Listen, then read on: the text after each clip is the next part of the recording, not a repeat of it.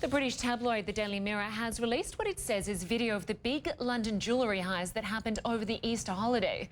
Thieves struck a safe deposit vault in London's Diamond District and made off with cash and gems said to be worth hundreds of millions of dollars. Scotland Yard is also investigating why no officers responded when they got the call that the company's alarm had been triggered.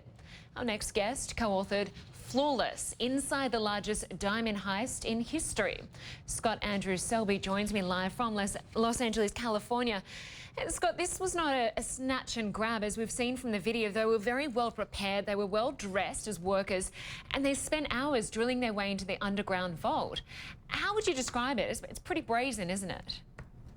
Yeah, you're right. It was a very brazen, very well orchestrated, very well planned heist that took place over a course of 2 evenings. It was a group of people that did something very impressive, although criminal. And London police, we know, did not respond when an alarm sounded. Naturally, there's been a lot of criticism about that. Could the police, in fact, be sued over this? Yes, I'm a lawyer in America, and the laws are a little bit different over in England, but according to English press reports, the police could potentially be liable, especially to insurers who are trying to cover their own claims. The police did receive an alarm, and an automated system told them it was low priority, and they didn't check it out. Given that you've kind of reported on jewellery heists before, how unusual is it that police wouldn't respond to something like this in a known diamond district? It's very unusual, and it definitely makes me wonder if the thieves just got lucky or if they somehow knew that the police wouldn't respond or somehow gamed the system.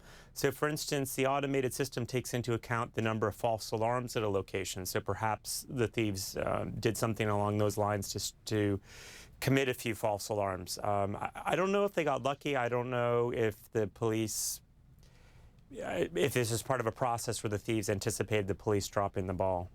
It's highly unusual, though. The heist I wrote about in Antwerp, Belgium in 2003, the police were on top of everything, but the thieves figured out how to neutralize every alarm. It's highly unusual that an alarm goes off and the police don't respond. Yeah.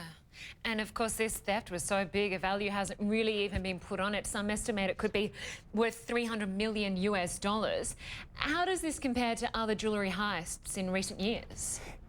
It's a very big one. It's hard with safe deposit jobs because we don't know what's in all the boxes. Eventually, once there's litigation, this stuff will come forward. The heist I wrote about was the biggest one in the world. So in Flawless, it was about $500 million is the estimate they eventually came up with. But it's very hard to tell. And a lot of times people make allegations about the insurance involved, but a lot of people just don't have insurance, so they're not making false claims, but they just need a lot of paperwork to back things up. This is a very, very big heist, though.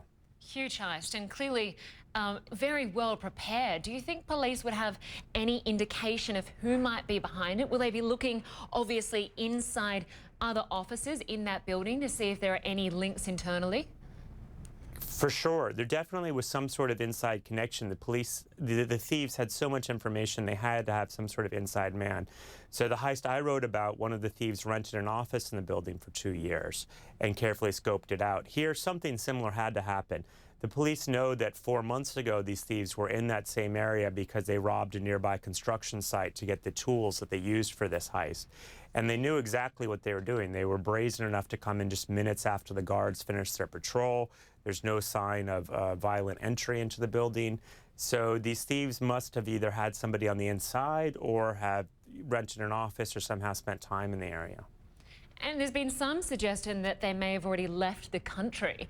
How do you think they could get out of the country with that sort of cachet of jewellery, and what would be their plan? It'd be very easy to get out of there. England being so connected to the UK, they could simply take the channel and be over in France. In terms of what they would do with the loot, the most likely scenario is they divided it up. So in case one group got caught, the rest is still out there somewhere. And you mix it in with something else. Mix it in with a bunch of costume jewelry, mix it in with some furniture, mix it in with whatever. And the smart place to take it would be Antwerp, Belgium, which is where 80% of the world's diamonds by value pass through every year. So this will just be a drop in the bucket there. If they have a corrupt dealer in Antwerp, they could go there and sell everything in a matter of hours. Could we see some discount diamonds coming up for sale there? It's definitely possible. The discount would probably be just to the first couple buyers, and eventually there'd be people. By the time it ends up in your or my hands, we'd have no idea that it was stolen or get any kind of discount. We really appreciate your time today. Scott Andrew Selby, the author of Flawless, Inside the Largest Diamond Heist in History. Thank you very much for joining us. Thank you.